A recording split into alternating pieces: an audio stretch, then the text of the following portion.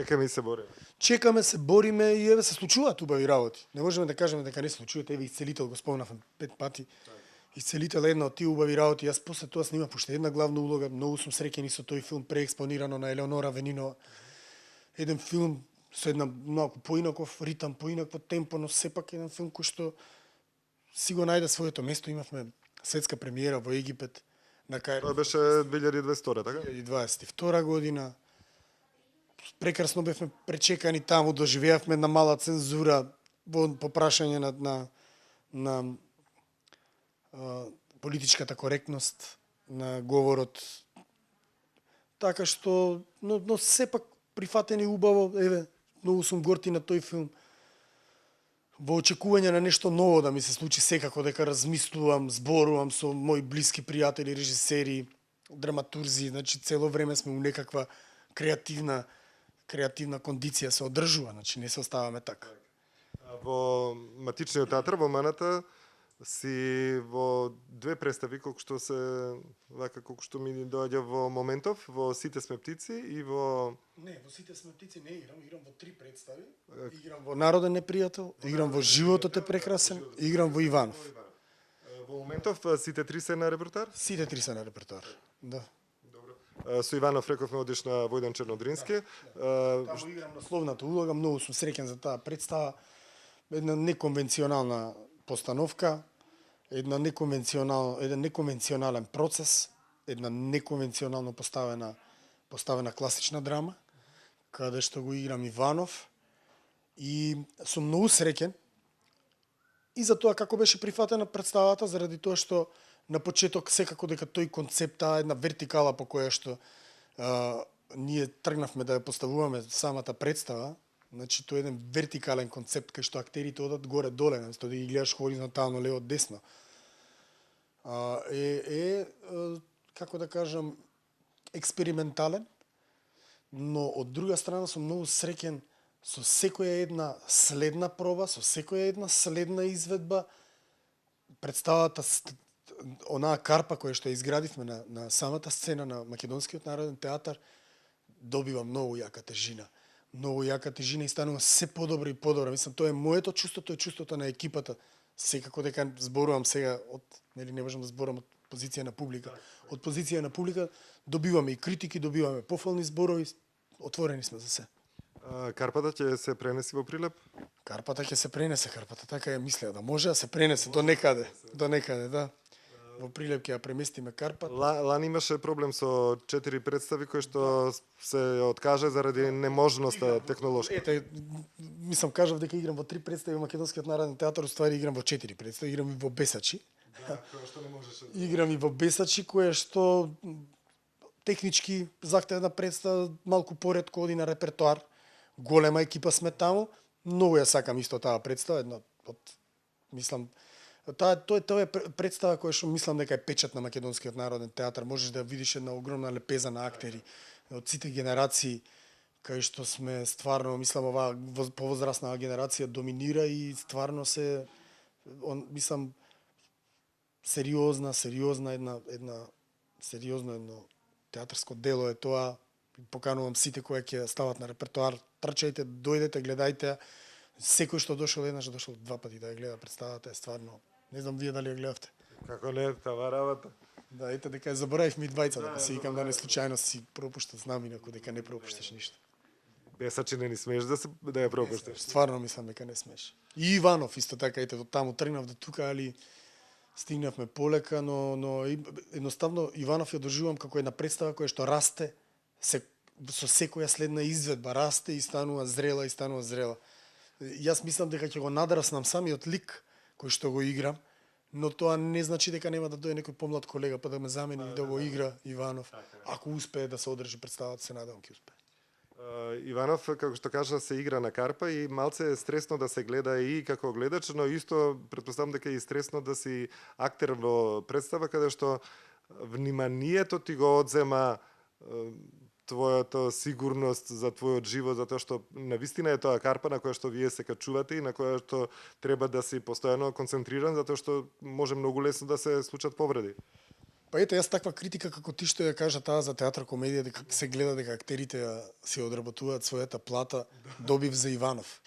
Да, се ги гледаме дека работите, знаеш, качени сте горе и тоа не застанува. Така што да, тоа е чувството. Чувството е дека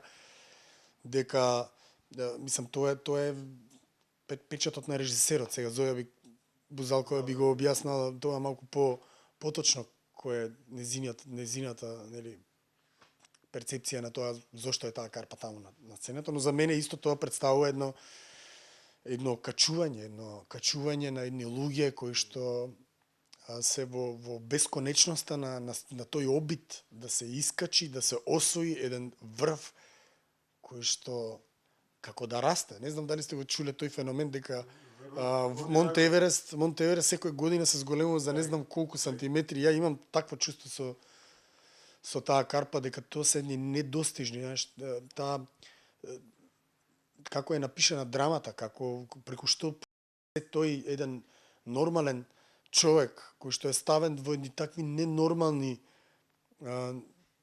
околности. Таа една нормална фамилија која што е ставена во едни ненормални околности. Како таа провинција мислам на провинција кој што ја носи човекот за својата душа, не е човек кој што доаѓа од некакво место. Таа провинција, таа потреба за да се оговара, преговара, договара, заговара, за да се нели доведе да се дојде до некакво решение кое што на никој буквално не му носи никакво добро. Е како една тема која што јас апсолутно ја гледам на таа карпа. Се гледам како таа тема виси на таа карпа. Гледам едни луѓе кои што како кози се мачат за да дојдат до храна, се мачат за да дојдат до убава мисла. Ја гледам таа депресија која што Чехов не можел да ја објасни пред 150 години кога е напишан текстот. Ја доживувам сега, ние веќе имаме зборови за сите тие тага. Во самиот текст он на Иванов во неколку наврати зборува за некаква тага. И тоа е таа тага, тоа е таа депресија која што не може да ја објасни. Таа голема една тага која што ја има, за жал, се повеќе во ова време, во кое што јас екзистирам денес, кај што би требало тие работи кои што сме ги разбрале, да сме ги надминале, да сме ги поминале и да сме ги решиле и да имаме решение, да им подадеме рака на луѓето на кои што им треба помош. Многу луѓе на кои што им треба помош, кои што изгледаат физички здрави, ги игнорираме. За жал, јас сум млад, но имам до сега изгубено неколку мои блиски пријатели заради тоа што не препознавме на времено да им подадеме рака, да ги гушнеме, да ги сакаме, заборавивме. И тоа е една, заради тоа мислам дека една драма која што ќе зрее и ќе добива една зрела, ќе стане таа карпа многу ќе натежне. И треба да натежне, и треба да биде представата таква како што е прифатена и неприфатена. И не треба да им се допадне на сите. Тоа е представа која што не треба да им се допадне на сите. Тоа не го мислам за Бесачи. Бесачи е представа која што треба да им се допадне на сите. За Иванов не го мислам тоа. Иванов треба да се отиде публика незадоволна од Иванов. Треба да се отидат и задоволни нормално. Но ние кога ја работевме самата представа, зборувавме за тие 5 луѓе кои што ќе си отидат среќни на кај дома. Сега може нели не е таа наша мисија голема вака како број на публика која што е, но на долгорочно мислам дека тие 5 плюс 5 плюс 5 ќе станат луѓе кои што свесно ќе знаат да подадат рака кога ќе биде потребно. Благој, верувам дека е многу стресно за актерот кога има пауза и кога после паузата голем дел од публиката не се вреќа. Ти се има случајно тоа? Да, ми се случило. Знае да биде стресно, но набојот под кој што сме, јас заради тоа го сакам класичниот театар, заради тоа што сепак тој четвртиот зид не треба да постои.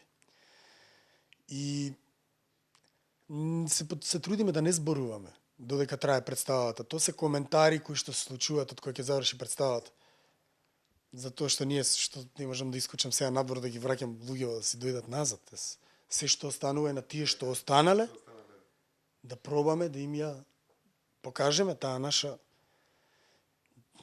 магија. Да го покажеме тоа што сме го сработеле.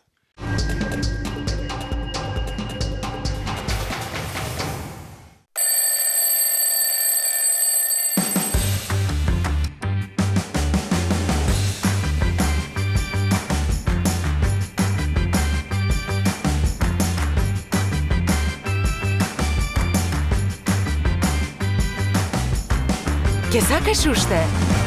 Кека Плуп. Витаминка.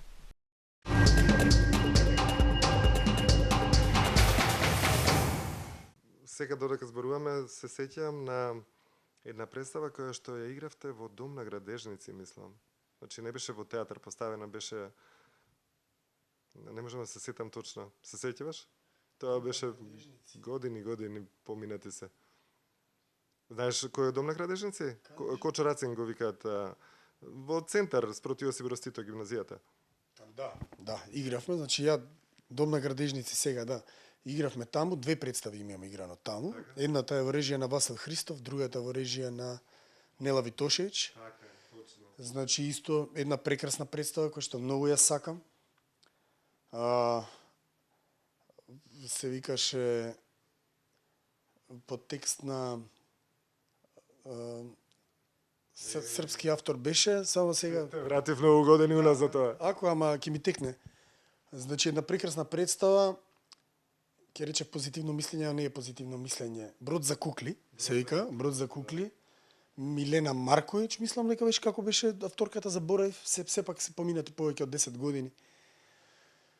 Да, едно прекрасно време. Едно прекрасно време во кое што ние самите правевме се што требаше да се направи по прашање на сцена. Самите бевме сценски работници, самите бевме светломајстори, самите бевме тон мајстори, го оплеменивме тој простор и тие две представи мислам дека направија сериозна една, еве ако се сеќавате на тие едни пластични столици кои што ние самите ги местевме пред секоја и ги тргавме после секоја представа заради тоа што во тоа време и претходно тој простор беше дискотека. Дискотека беше. Во моментот кога игравме представата, тоа е дискотеката Хавана, а претходно Колосеум и не сум заборавил што се не беше. Така што да, прекрасни моменти. Јас на Илинденска имам играно у 3 дуќани представи. Да. Во Точка бившо имам играно една представа, детска представа за една фирма од десната страна и Федра на Билјана Радиновска ја имам играно во, сега не знам, некој сет компјутери беа по скалички, се качуваш во една просторија. Така што сме, за моја среќа, стварно генерацијата, тука доста работа ми со Нина Николич. Јас после завршувањето на факултет со Нина Николич и Дарија Ризова како моја колешка, партнер на сцената, сум соработувал најмногу. Значи, стварно среќни бевме заради тоа што налета и една сериозна генерација. Не мора да значи дека сите биле нормално инволвирани во тоа, но тоа што не заокружува нас како една генерација од студенти по актерска игра е генерацијата од театарска режија. И нас ни се погодија точно овие што ги кажав сега, Билјана Радиновска, Ивана Ангеловска, Јане Спасич, Нина Николич, кои што сите беа со огромна желба да работат. Од семестар на семестар буквално се правеше представи, значи нивните испитни представи беа представи, значи ние ги игравме на таа, ја вративме академската сцена на факултетот за драмски уметности, на што исто така сум многу горд. Значи нашата мојата класа кај професорот Владимир Милчин 2005-2009 година, заедно со класата на театарска режија ја отворивме академската сцена, после не знам, може беа 20 години застој и сум апсолутно горд, а обстојува ден денес, се играат представи на неа. Така мислам имавме една среќна, една упорна, работлива група на луѓе. Да. Благој, со театарот се поврзани исто и патувањата. Многу од театрите во Македонија имале можност да патуваат Австралија, Америка, значи на различни континенти. Битолски театар многу патувал, Прилепски театар има патувано, Драмски театар многу патувал, Македонски народен театар многу патувал. Ти си имал среќа да патуваш многу и на различни континенти. Како се случи тоа и некогаш од некоја представа што не очекуваш, можеби ќе пропатуваш, не знам, цел свет ќе го видиш, а обратно па од некоја представа која што мислиш дека не знам каква грандиозна представа е, па ќе си останеш тука и Не може да немаш ни до прилеп да однесеш.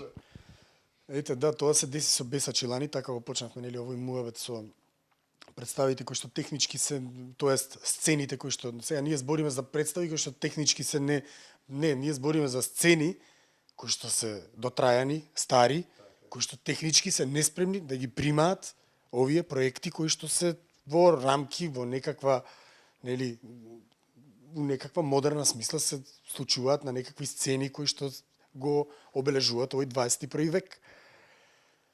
Така што, да, многу шетање се случило со една представа, поготово, разговори о 4 очи. Една представа која што се измени и како структура, и како режија, и како многу работи утек на тие многу патувања со неа се сменија и она на крај си ја доби својата вистинска форма. Така што можеше да се спакува у 2 куфери и ние со неа да полетаме. И да полетаме и мислам многу стварно пропатувавме многу со таа Русија, буквално бевме в Москва, Санкт Петерсбург, Челјабинск, Белорусија сме биле во Брест, значи Романија, Словачка, овде екс-југ го свртевме цело, но еднот за мене можам да кажам и најубавите патувања што сум ги имал во животот се случи точно со таа представа и се случи во Непал. Отидовме да играме представа во Непал. Слетавме во главниот град во Катманду и после игравме во Похара, кој што е 200 км град оддалечен од Катманду, но заради пристапот до самото место се патува 10 сати со комбе. Можете да си претпоставите какво тоа се кинески мучења кои што со нас во тоа време патува и возрастни актери и една од моите најдраги актерки, која што за жал сега веќе не е овде со нас, Катина Иванова, сакам да ја спомнам како мој колега, мој другар, без разлика на возраста, моја мајка, театарска мајка и мој искрен сопатник, театарски. И многу срекни моменти, така кога ќе го снема некој човек, просто се сведува, го зумирам се сите тие патувања, ги ставам у некаков кош со неа, ги поврзувам. Ама да, имавме среќа и сега морам да кажам дека тоа сепак не беше некаква организација која што се должи на самиот театар, тоест на Македонскиот народен театар во тоа време кој што смени 5-6 директори, туку беше иницијатива на режисерката Нина Николич, која што се снаоѓаше, многу често се наоѓаа парите за тие наши летови кои што не чинат малку и така натаму, од спонзори, од ваму таму, значи и ние како екипа дававме многу тоа поддршка по прашање на сме играле ако нема дневници, например, немаме дневници од туку у Москва. Сакате да идеме да играме без дневници, сакаме ќе идеме ќе играме. И се морам да ги кажам овие работи затоа што се благородни пред се, а и затоа што моите помлади колеги треба да знаат дека некојаш треба да се грабаат шансите без разлика на материјалното, заради тоа што нашата професија нема да ти донесе ништо материјално. Иако, мислам, секој еден мој колега кој што влегол и кој што ќе влезе у тие води од ова да прави материјално добро, знаете каде ќе заврши. Имате многу примери да видите, не морам јас да зборам. Секој што се обидел да шерува со професија, многу брзо враќа, многу брзо тоа се такви удари што некои актери треба да се преиспитаат, не се спремни да ги поднесат, а вложуваат напор. Благо, кажи ми за во Непал публика имаше, како реагира? Да, публика имаше, поминавме, тоа беше една од најубавите работи кои што ми се десило по прашање на публика. Ние обично таа представа играме со титул. Имаме титул на англиски јазик, кој што режисерка патуваше тоа со нас, нормално, ние сме таа ужа екипа, идеме се, правиме сите сами. Она го пушташе преводот, но они решија дека не ќат превод. Решија дека не сакаат превод и дека супер све они ќе сватат. што ми се допадна многу. Мислам, јас за Непал имам едно од најубавите искуства човечки, за тоа би можеле да направиме една посебна емисија да раскажувам само за Непал. Тоа е местото на кое што сакам да се вратам повторно со мојата фамилија, која ќе бидат доволно возрастни да може да го памтат целиот оној раскош што го нуди таа сиромашна држава. Значи јас тоа што го осетив таму, да не осетиш агресија у човечкото битие на ниту еден човек кој што се разминува со тебе, а не да збориме за некој да вика или да таква смиреност. Они се будисти по значи Буда се родил во Непал, така што сите се во будизам, не се хиндуисти, што мене ми се свиѓа уште повеќе. И многу сум среќен за тој Непал, многу сум. Но за представата да ви кажам, отидовме да играме представата и некоја титул. Јас таму играм еден маж кој што ја малтретира својата сопруга, она пати страда и они тоа све го гледа и на крајот од представата не сакаат да разговараат со мене. Да сакаат со сите други да прават мувета, ти, вака ми вика, ти бегај, онака како со камен, ќе земам, знаеш, беше прекрасно. Дарија, која што играше малата и напатена, значи беше најомилената таму, исто Амернис, која што игра женава, која што многу се мачи, ја сака, мајкава која што играше Катина Иванова, која што од време е лоша кон својата ќерка, им викат, нели, оно класичното, ти си го бира, ти си го одбра сопругот. Мислам дека така некако го има разбрано, тоа исто не ја сакам многу. Така што на основа на некаква човечка емоција беше целото тоа. Исто интересно беше во короната кога фати, во Кина кога бевте со Галеб. Да, во Кина бевме со Галеб кога фати короната. Требаше да играме во Пекинг и во Шангај, но Шангај отпадна нормално кога почна целата таа реклама околу короната да се случува. Кога ја одигнаа тоа на највисоко ниво, па почнаа да ви рекламираат колку е она опасна, па почнаа да ни рекламираат колку ќе можеме да си купиме вакцини, па почнаа да ни рекламираат нели колку може без пари да ни ги дадат ако ние ги сакаме и така натаму.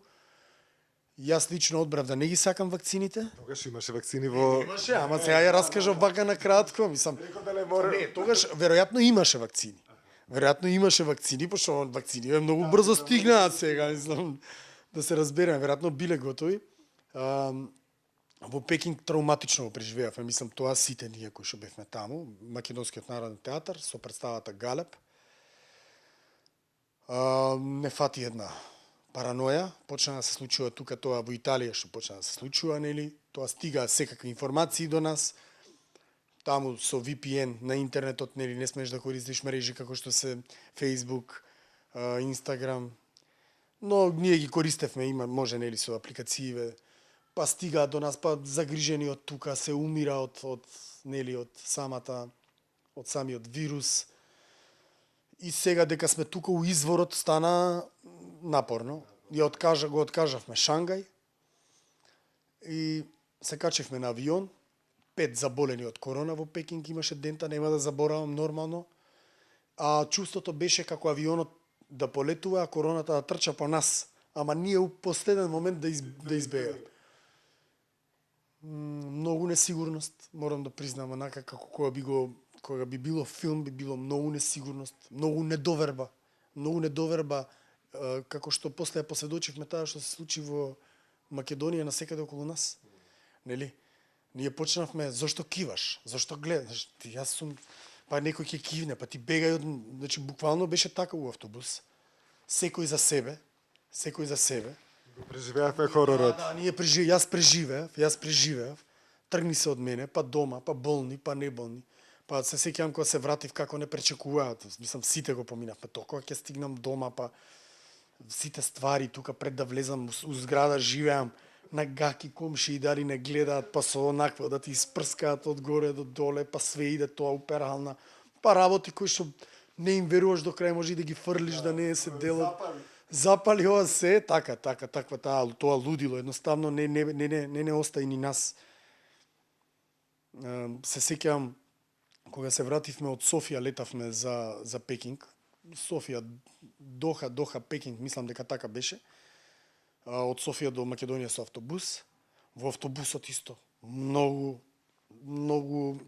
оноа, како да го кажам, недоверба, многу внатрешно некое растројство, многу мисли кои што те убиваат, многу мисли кои што не убија у тој период. Мислам, јас, тоа е како еден ментален, така ни се деси, една ментален затвор, во кој што Колегите меѓу себе, како бевте? меѓу себе, па тоа е едно автобусот како стигнавме пред Македонскиот народен театар, ја мислам дека сите веќе имаа викнато такси од како стигаме, веќе сме влегле нели на влезот од Скопје, ало такси ако може за мене едно в ноќно време беше.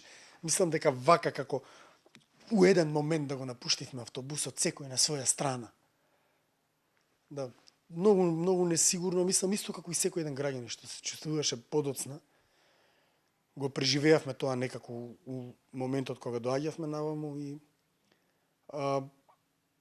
тоа па ми помогна подоцна да пројдам полесно преку ова што беше како колективно лудило тука што се случуваше. Едноставно малку го гледав како од една дистанца, како една и такво беше, такво. Сега па колку е полесно, кажи, си поминал се и се што дното си го дотекнал, сега одиш само нагоре. Сега тоа е таа колективна свест. Мислам дека тоа е чувство на секој еден кој што е денес жив. После корона, секој еден кој што е денес жив е со чувство дека победил нешто, некакво зло, што мислам дека и е така.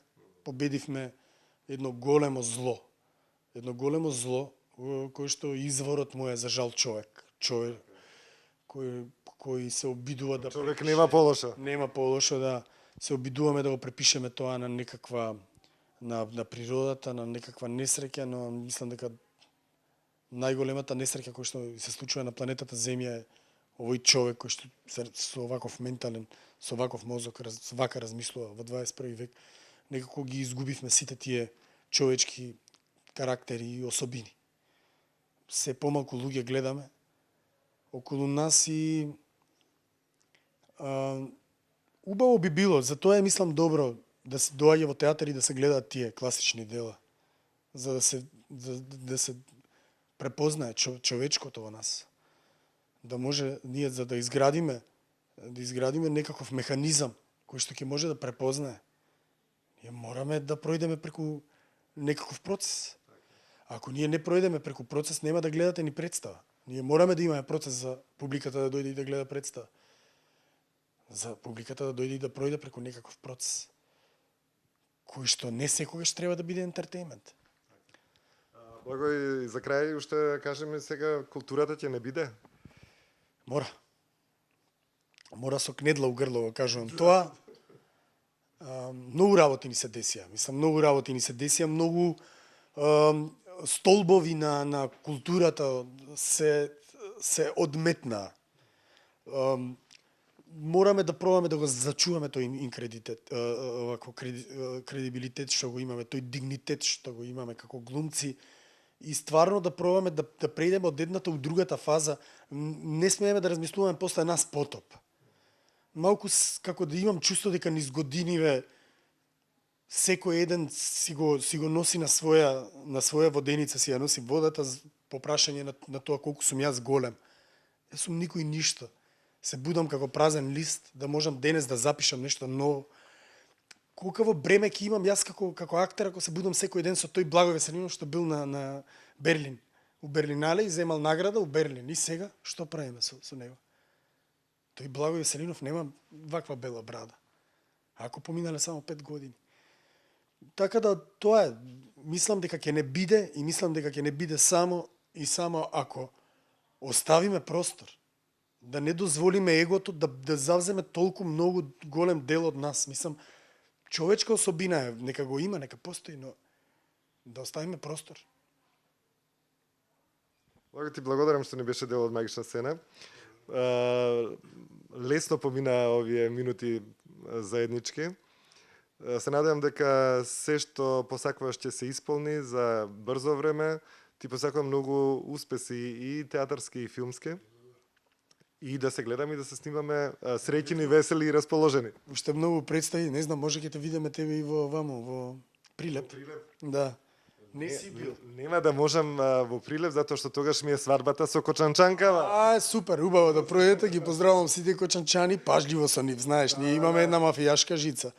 Немој, пази со нас. Пола Кочани ќе биде на свадбата. Ете, супер, ви посакам стварно да имате убаво да пројдете, па ќе ти раскажам јас една прилика како сме поминале во Прилеп. Им посакувам на сите од екипа да бидеме како што треба, да изиграме представата како што треба, без некакви технички потешкоти, со многу љубов.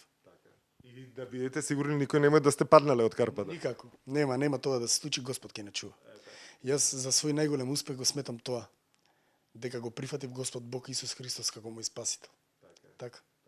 Ви благодарам. Поздрав.